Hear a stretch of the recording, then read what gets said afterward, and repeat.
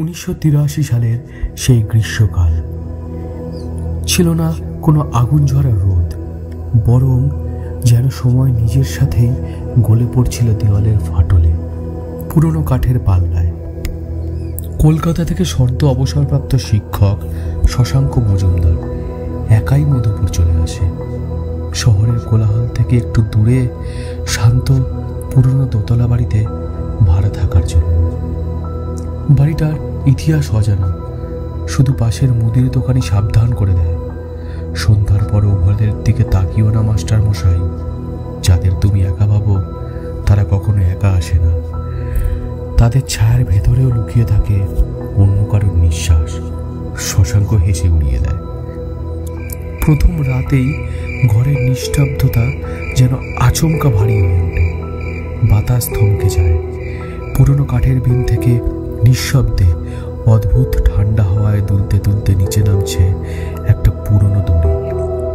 মনে হচ্ছিল অদৃশ্য কোনো ছায়া যেন নীরবে বুনে চলেছে মৃত্যুর মালা, আর তার শেষ গিট বাঁধা এই দড়ির ফাঁসেই।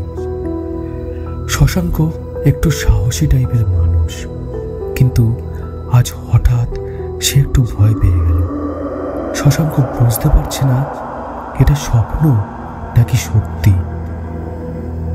ব্যাপারটা ঠিক ঠাউর করতে পারছে না।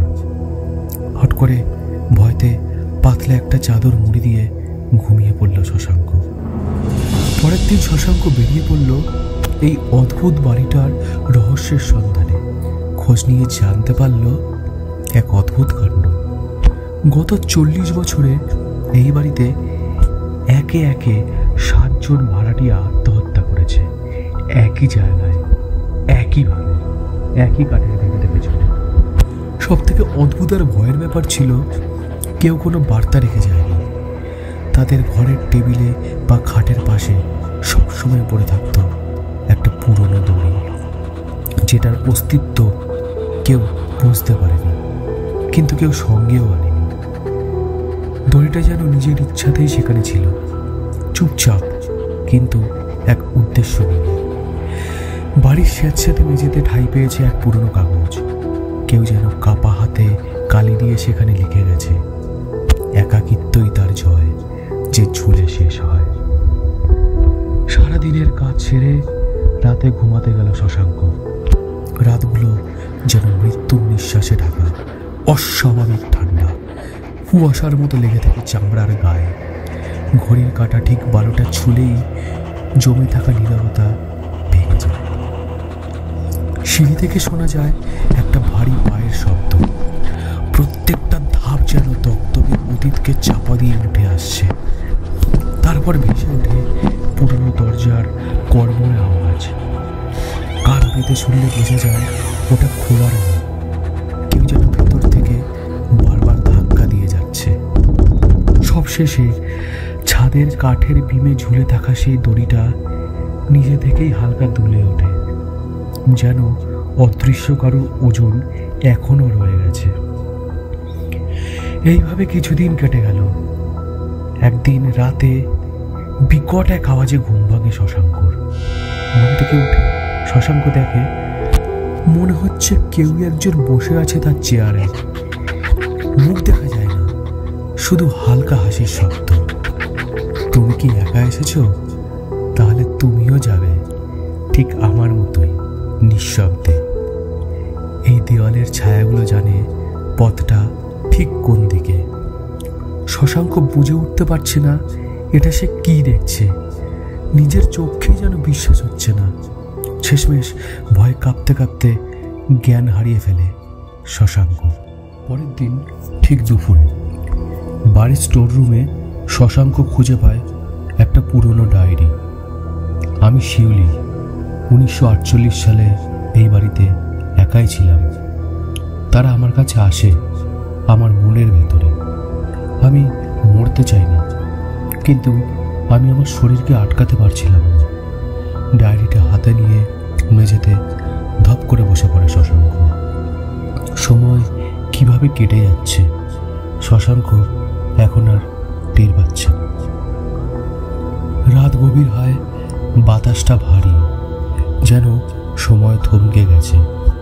ছাদের বিম থেকে আবার নামতে থাকে সেই অভিশপ্ত দড়ি, ধীরে ধীরে, নিঃশব্দে, যেন কারোর অদৃশ্য হাত টেনে আনছে নিয়তি।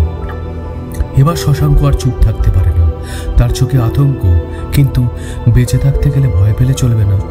সে আস্তে আস্তে এগিয়ে যায়, দড়িটার দিকে হাত বাড়ায় আর এক টানে ছিঁড়ে ফেলে দড়িটা।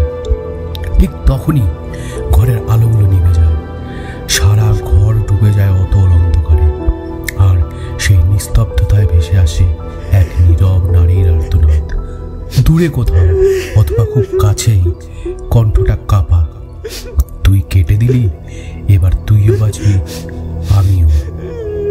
আলো আর ফেরে না, শুধু বাতাসটা ভারী ভারী হয়ে থাকে, যেন ঘরটা এবার আসল গল্প বলতে শুরু করেছে।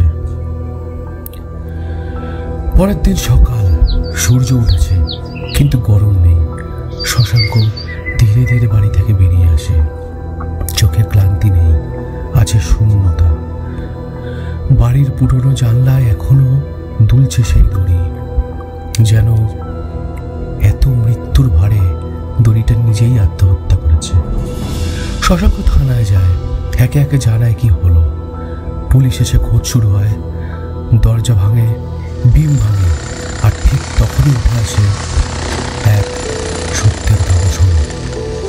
বিমের অন্ধকারে লুকিয়েছিল এক নারীর লেখা শেষ চিঠি, আত্মহত্যার আগে লেখা, কিন্তু কোনোদিন খোলা হয়নি।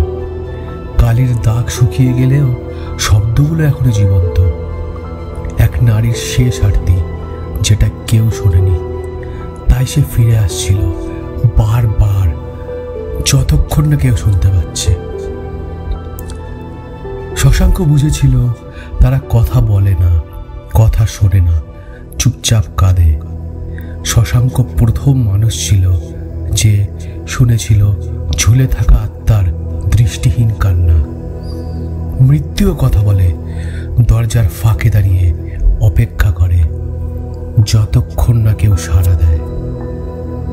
মধুপুর আজও নিঃসঙ্গ দাঁড়িয়ে আছে, পচা কাঠ, থমকে থাকা ঘড়ি, আর ছায়ার নিচে কেঁপে ওঠা জানলা। রাত ঠিক 12টায় বাতাস ভারী হয়, আর শুরু হয় দড়ির নিঃশব্দ আর্তনাদ। রক্তে মোড়া অতীতকে পেছনে ফেলে এবার ফেরার পালা। কলকাতা অপেক্ষা করছে, যেখানে গল্প শেষ হয় না, শুধু